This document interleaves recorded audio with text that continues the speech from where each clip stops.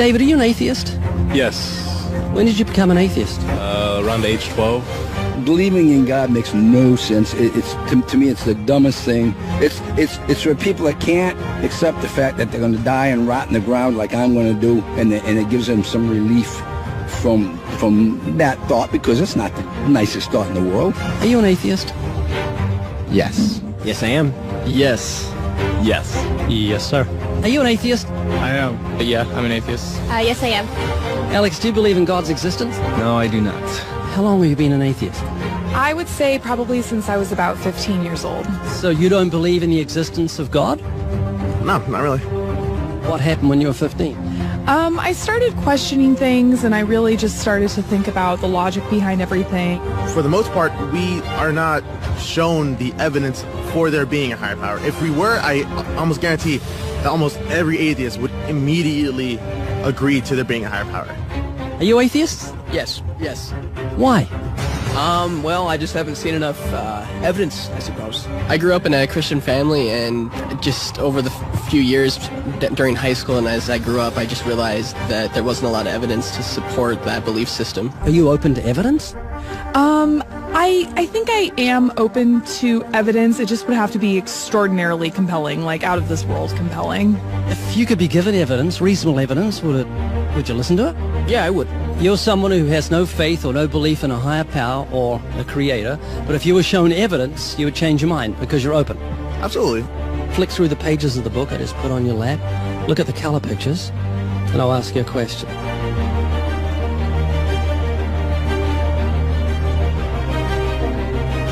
Do you believe that book could happen by accident, that nothing produced the color pictures in the book, that red, orange, yellow, green, blue, indigo, violet ink fell from the sky and formed itself into those beautiful pictures, and then black ink fell from the sky, or from nowhere, and formed itself into coherent words and sentences, capitals and periods and commas, making sense, page numbers fell from the sky, all in order, and then it bound itself and formed itself into a cover with artwork, and there we have a book.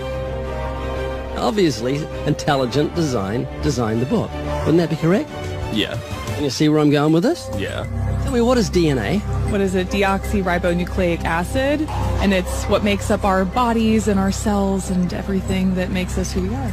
DNA is like our biological code, kind of like binary zeros and ones. Information about us, who we are, what makes us us, parts of us, how we look, how we're built, everything like that. Your genes instructed your cells how to make your eyes and what color your eyes should be, and your hair and your height and your personality. Scientists call it the instruction book for life. Basically. Everything that you are or ever will be made of starts as a tiny book of instructions found in each and every cell. Every time your body wants to make something, it goes back to the instruction book, looks it up, and puts it together. The book of you would have 46 chapters, one for each chromosome. Each of our book's 46 chapters is between 48 and 250 million letters long. That's 3.2 billion letters total. This is the secret language of DNA. This is the book of life. Instruction book for life. Yes. Instruction book for life. Yes. DNA is made up of genes, and genes give instructions to the cells as to how your body should grow. Did you know that those instructions, the instruction book of your DNA, just your DNA, was laid out end for end, would go to the sun and back a number of times? That book of instructions is so comprehensive. DNA is the genetic information encoded in the cell of every living thing that instructs our cells how to grow and how to function. It's our genes that determine whether our skin will be dark or light, have brown or blue eyes, or red or green or yellow, have red hair, be brunette or blonde, be tall or not so tall, or the color of our feathers if we're a bird.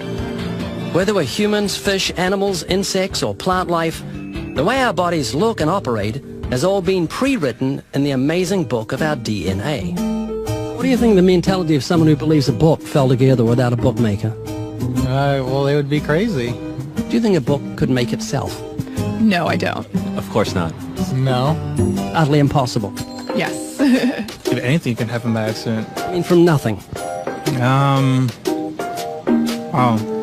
Couldn't happen, could it? I don't think so. It'd be impossible. It would be like saying an explosion caused everything that makes a 747 airplane to all just come together by accident without some intelligent thought behind it.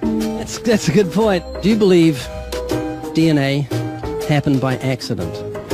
No, I think that it developed over the course of many, many millennia of evolution and development.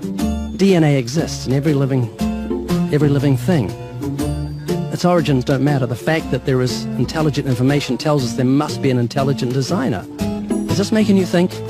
It is, and I do think about it from time to time. It's just, yeah, it's complicated, definitely. Well, DNA's complicated, but the point I'm trying to make is very simple. Book designer, or bookmaker, DNA, intelligent designer. God. Does that make sense? Yes. You're an atheist? I am. What would you think of the mentality of someone who thought a physical book could make itself? I think they'd be silly. Of course it can't make itself. What would you think of the mentality of someone who believed the instruction book for life, DNA, made itself? I think it'd be silly as well. It would need investigation. That's atheism. Absolutely. And what would you think of the intelligence of someone who believed the instruction book for life made itself? Low intelligence level. DNA happened by accident? Probably not too smart. DNA couldn't make itself. It's impossible. Does that make sense? Yes. Is this making you think? Yes. And what would you think of the person who believed that DNA, the instruction book for life, happened by accident? Because we're not just talking about human beings, we're talking about every form of life. Fleas, cats, dogs, elephants, cows, horses, trees, plants, everything has DNA, the instruction book for life, which makes the book in your hand just seem feeble compared to the infinite intelligence that must have put the instruction book for life together. Can you see what I'm saying? Yeah. Do you believe DNA happened by accident? I believe it could. Explain it to me, how a program could make itself out of nothing on how to make a human eye, giraffe size, elephant size, cats, dogs, puppies, flowers, birds, trees. Every living thing has DNA that's so complex, it's mind-boggling. It must have been a genius beyond any human reasoning that put it together. And to say it happened by chance is infinitely sillier than saying a physical book happened by chance. All I'm doing is reasoning with you. I'm not arguing. I don't want to win an argument. I'm just saying I want you to concede something that's absolute common sense. You're an atheist, so you believe the scientific impossibility that nothing created everything. I mean, it can't be nothing. We all have to start from some point. I wouldn't say nothing created it. There had to be something there in the beginning. You like Richard Dawkins, don't you? Well, I mean, you know, yeah, I like him. Do you believe nothing created everything, a scientific impossibility, which is what he believes? You don't believe in a creator of all things? If he says that, I think it's a very strange thing to say. Well, he says it. It's insane. Nothing can't create anything because it's nothing. There has to be something in the beginning. Nowhere in our history of human reality has something kind of just appeared out of nowhere. Do you believe that nothing created everything? No, because nothing can perform actions. That makes no sense. It's a default position. If you're saying nothing created everything, then you're agreeing with Richard Dawkins. You're mischaracterizing Richard Dawkins, because Richard Dawkins, I'm sure he didn't say that. That seems ridiculous. Professor Richard Dawkins, arguably the world's most high-profile atheist, believes that in the beginning there was nothing, and that nothing created everything. As he attempts to justify this belief, admitting that it defies common sense, the learned professor calls nothing something. Watch the reaction of his audience. Of course it's counterintuitive that you can get something from nothing. Of course common sense doesn't allow you to get something from nothing. That's why it's interesting. It's got to be interesting in order to give rise to the universe at all. Something pretty mysterious had to give rise to the origin of the universe. Which is exactly what's meant by nothing, but whatever it is, it's very, very simple. And why is that funny? Well, I think it's a bit funny to be trying to define nothing.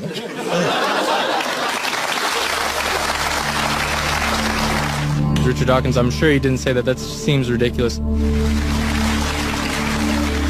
The audience reaction confused the normally eloquent professor because he's not used to being the object of laughter.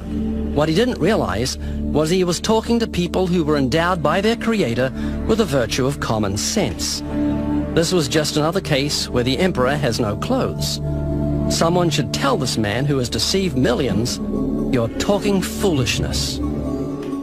Is that what you believe? I mean, it can't be nothing. We all have to start from some point.